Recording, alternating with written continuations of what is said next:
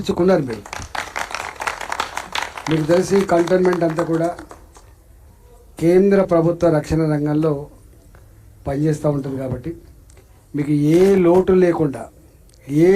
లేకుండా ఎందుకంటే మా మీద సంపూర్ణమైన విశ్వాసంతో ఆశీర్వాదం మీ ద్వారా పొందినాం కాబట్టి ఇది మా కర్తవ్యంగా భావించి రేపు ఇక్కడ శాశ్వతంగా ఈ వరద ముంపు లేకుండా ఉండే దానికోసం ప్లాన్ చేస్తున్నాం. అది అమలు చేస్తామనే విశ్వాసం మాకుంది. 96లో వరదలు వచ్చినప్పుడు నేను కూడా ఇక్కడ ఉన్నా. అంటే ఈ మొత్తం మునిగిపోయింది. అంటే మామూలుగా లేదు, 10 ఫీట్ల నీళ్ళు వచ్చినాయి. 96 వచ్చిన వరదలు చాలా ఎక్కువ.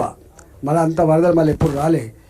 మొత్తం కార్లన్నీ మునిగిపోయినాయి. ఫస్ట్ ఫ్లోర్ అంతా కూడా మునిగిపోయిన చరిత్ర అలవాల నుంచి మొదలుపెట్టి ఇక్కడ దాకా అంతా అయింది. కాబట్టి నేను ఒకటే మొన్న కంటోన్మెంట్లో నేను వరుసగా ఎన్ని మీటింగ్లు అయినా కూడా పోతున్నాను. ఎందుకంటే ఏదైనా సమస్య ఉంటే మాలాంటి పోయి చెప్తే పరిష్కారం అయితే చెప్పి పోతా ఉన్నాం. డెఫినెట్గా సిఇఓ గారు కానీ కంటోన్మెంట్ కానీ రేపు డబ్బులు తెచ్చేది కానీ కేంద్ర ప్రభుత్వం నుంచి వెళ్తుంది. కాబట్టి మేము ఎవరి మీద డిపెండ్ కాకుండా తప్పకుండా మేము అన్ని విధాల అన్ని సమస్యలు పరిష్కరిస్తున్న విశ్వాసం నాకున్నది. రెండవది ఇవాళ మొన్న మేము జూబ్లీ బస్ స్టాండ్ నుంచి వెళ్ళి షామీర్పేటకు ఒక ఫ్లైఓవర్ పోతుంది. మీకు తెలుసు ఫ్లైఓవర్ పోతుంది. ఆ ఫ్లైఓవర్ సంబంధించి కేంద్ర ప్రభుత్వ భూములన్నీ కూడా ఇచ్చినారు. జనరల్గా రాష్ట్ర ప్రభుత్వం ఇచ్చినప్పుడు భూమి బదులు భూమి ఇచ్చుడు కానీ లేకపోతే డబ్బులు ఇచ్చుడు కానీ ఉండే సిస్టమ్ ఉంటుంది. ఇక్కడ కూడా రాష్ట్ర ప్రభుత్వం ఆ భూమి తీసుకున్నప్పుడు ఆ డబ్బుని కేంద్రానికి జమ చేయాలి. అయితే మేమేం చెప్పినాం, కేంద్రం ఎందుకు జమ చేస్తాం, ఈ డబ్బుల్ని ఇక్కడనే కంటోన్మెంట్లో మేము ఖర్చు పెట్టుకుంటాం. దానికి 2 ప్రణాళికలు ఉన్నాయి. ఒకటేమో శాశ్వతంగా బాటిల్ నెక్స్ ఎక్కడైతే ఉన్నాయో నీళ్ళు ఇక్కడనే ఉంటుంది. విమాన్ నగర్ అంటారు దాన్ని. విమాన్ నగర్ దగ్గర పెద్ద కాలం ఒకసారి దగ్గరికి వచ్చింది. బిల్డింగ్లు ఉన్నాయి. మునుపటి లెక్క మళ్ళీ బిల్డింగ్లే కూలగొట్టాలి కాలువలే కట్టాలనే పద్ధతి ఏం లేదు. ఎక్కడికక్కడ రోడ్ల కింద కూడా పెద్ద నాలాలు నిర్మించుకొని మళ్ళీ పైన సేమ్ రోడ్లు వేసుకునేటువంటి ఆస్కారం ఉంది. 100 టన్నుల లారీల పైన కూడా పోకుండా ఉండేటువంటి స్ట్రక్చర్స్ నిర్మాణం వచ్చే టెక్నాలజీ వచ్చింది. కాబట్టి డెఫినెట్గా ఈ ఎక్కడెక్కడైతే బాటిల్ లీక్స్ ఉన్నాయో టోటల్ డ్రైనేజ్ వ్యవస్థ కోసం ఎన్ని డబ్బులు ఖర్చు అయినా కూడా దాంట్లోకి ఖర్చు పెట్టాలని చెప్పి మేము సూచించినాం. ఆ డబ్బు కూడా రాష్ట్ర ప్రభుత్వం నుంచి వెళ్ళి ఇక్కడనే జమ చేసుకునేటువంటి వెసులుబాటు కూడా వచ్చింది. అంటే ఆ డబ్బు మొత్తం కంటోన్మెంట్కి రాబోతుంది.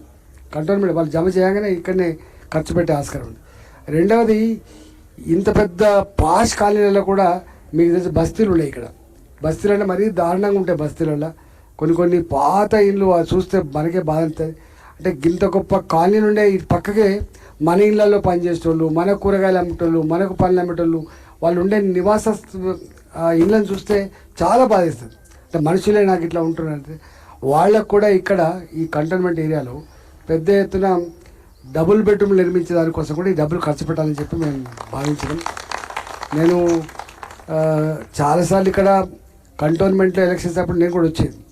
దాని పేరుకి ఎయిర్పోర్ట్ పక్క ఉంటుంటుంది రసూల్పూర్ దగ్గర. ఇక్కడ ఒక దాని పేరు బాలంరాయ్ కాదు, దాని కాలనీ అంటారు. బంగ్లా కాలనీ ఏదో బంగ్లాదేశ్. మరీ దారుణంగా ఉండే. మనుషులు నివసించి కాదు జంతువులు కూడా నివసించే ప్రాంతాలు ఉండే. ఇప్పుడిప్పుడే అది కొంచెం బాగుపడి కనపడతా ఉంది. ఒక్కటే మీ అందరికీ చేసే రిక్వెస్ట్ ఏంటంటే, మేము కొత్తగా మీకు ఎంపిక రావచ్చు కానీ మేము పాత వాళ్ళము. మేము 20-25 ఏళ్ళు రాజకీయాల్లో ఉన్నాం. మేము మా ప్రస్థానం అంతా మీ కళ్ళ ముందు ఇట్లా కనబడుతూ ఉంటుంది. మీకు గూగుల్లో కూడా కనబడుతుంది, లేకపోతే మీ అనుభవాలు చూసిన వాళ్ళు. కాబట్టి ప్రజల బాధలు, ప్రజల కష్టాలు, ప్రజల కన్నీళ్ళు, వాటికి పరిష్కారాలు మేము చేసిన వాళ్ళం. మేము అనేకసార్లు ఎమ్మెల్యే ఉన్నాం.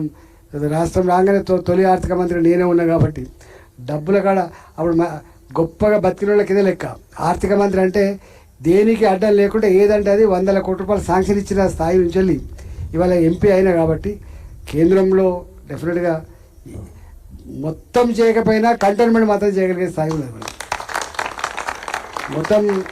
ఎందుకంటే రాష్ట్ర ప్రభుత్వం దగ్గర డబ్బులు లేవు, దరఖాస్తులు ఇచ్చి దండం పెట్టు తప్ప అక్కడ ఏం లేదు. మీరు రోజు పేపర్లు చూస్తున్నారు. చేసిన పనులకే బిల్లులు ఇచ్చే పైసలు లేవు. ఇవాళ గవర్నమెంట్లో ఏమైనా టెండర్ పెడితే కాంట్రాక్టర్ వచ్చే పరిస్థితి లేదు. ఈ పైసలు ఎప్పుడు వస్తాయని చెప్పి జీతాలే చక్కగా ఇచ్చే పరిస్థితి లేదు. కాబట్టి ఈ కంటోన్మెంట్ మాత్రం అదృష్టం. డెఫినెట్గా మీ సమస్యల పరిష్కారంలో మా వంతు ప్రయత్నం చేస్తామని చెప్పి మనవి చేస్తూ నేను ఆనాడు ఒక మాట ఇచ్చినాం. మీకు మా ఎంపీ ఎవరంటే గీన పలానా మా ఎంపీ అని చెప్పుకునేటువంటి గర్వంగా చెప్పుకునే స్థాయి కూడా రావాలి. మీకు పిలిస్తే పలిక వాళ్ళే కొంటామని చెప్పాము. మాకు ఇంకో వ్యాపకం లేదు. జనరల్గా ఎమ్మెల్యేలన్నా ఎంపీలన్నా రకరకాల వ్యాపకాలు ఉన్నాయి. మాకు ఒకటే వ్యాపకం, ప్రజల మధ్యలో ఉండడమే మా వ్యాపకం, మా అలవాటు.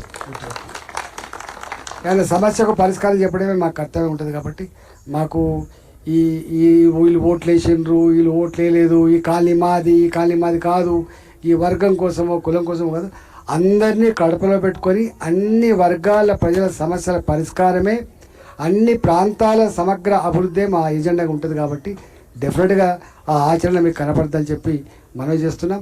చివరిగా నో అనేది మా డిక్షనరీ లేదు, నాట్ పాసిబుల్ అనేది మా డిక్షనరీ లేదు. Everything is possible through commitment and conviction.